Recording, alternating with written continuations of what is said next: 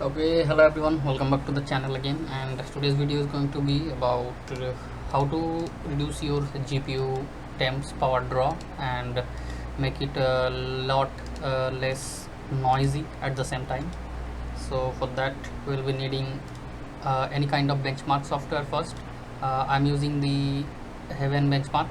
I'll put the link in the description below. Also you will need MSI Afterburner, so I'm also putting the link in the description. Download these two pieces of software, install them, and then you can come back to this video. So first let me reset my settings. Okay, so I have just resetted my MSI Afterburner setting.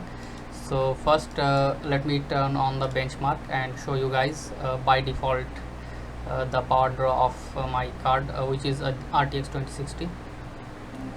So here you can see that the current power draw of my card is around 147, 149 watt, 150. It sometimes even go up to the 170 watts when under extreme load. So it is right now being used 90%. Yes, there you can see 160. It can go up to 170 watt also, and the temperature is hovering around 67, 70. So it will also go above like 75 or near 80 ish. So what we're gonna do is reduce the power draw by a margin, and the current clock speed, as you can see, 1950 megahertz. So let's just follow me. So first I'm gonna close the benchmark. After that we'll go to the MS Afterburner. So apply any skin you want, but this particular skin is named as what I'll show you. Click on setting icon wherever you can find on your skin. After that go to user interface. After that, this is the version I'm using, MSI Touch of Modern Afterburner skin by Derex Design. So if you like to copy my skin, you can select this one, then click apply, then click OK. So your skin will turn like this. So after that here you can see a graph. Click on this chart type of graph. So this is the what do you say, this is the curve optimizer. Okay, so this is the curve optimizer which dynamically adjusts your GPU frequency under any kind of load. So right now this is, as you can see, this is like a smooth graph, so we'll need to make some adjustment to it. For that so by default most of the cards like mine RTX 2060, GTN 1660, GTX 1050 Ti, they do prefer to work around this 850, 870 and 900 millivolt with very easily. So first I'm gonna do is I'm gonna take a safe bet and select this one, 875. So click on this one, press the left shift key on your keyboard and hold the left click on your mouse and drag the click to the end. So I'm repeating it again. Just click on whichever voltage frequency you want to select. After that, hold the shift key on your keyboard and click the left click and drag the left click till the end of the chart. After that, just select any point in between. You can release the shift key now. Just click on any on the point and press shift plus enter.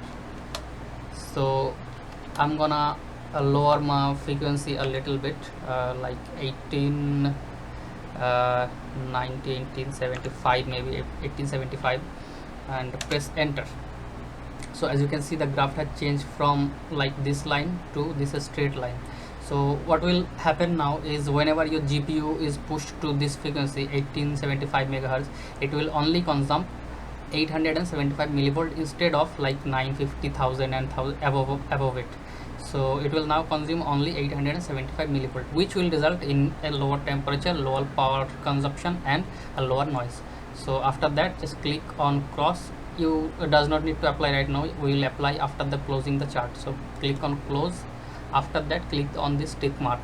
Okay, so this will reduce a performance a little bit, maybe by 2 to 5%, but we will gain the performance again by overclocking the memory.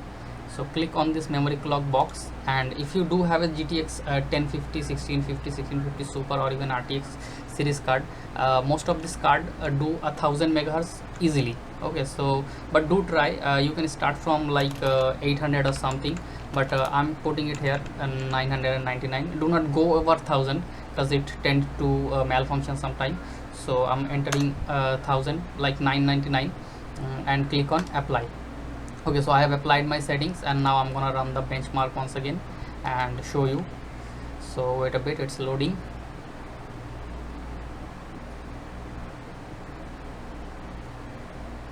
So we are in the benchmark once again, and as you can see that the power draw is already have improved. Like it was going 160 170 watt, and now it's only 115, hovering around that. And the clock speed is a little bit lower, 160 like from 1950. So it's about 90 megahertz slower on the clock, but we already overclocked this memory clock of the GPU.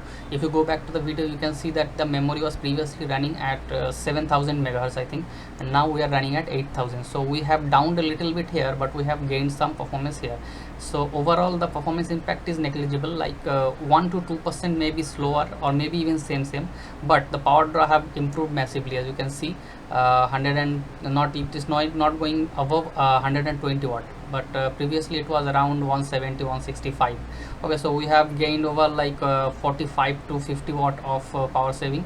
It also consumes even more less when you are playing a less GPU intensive. Currently you can see it is always on 95 99. So if your game does consume like a little bit of GPU power here, like 70% 80%, it will consume even more less.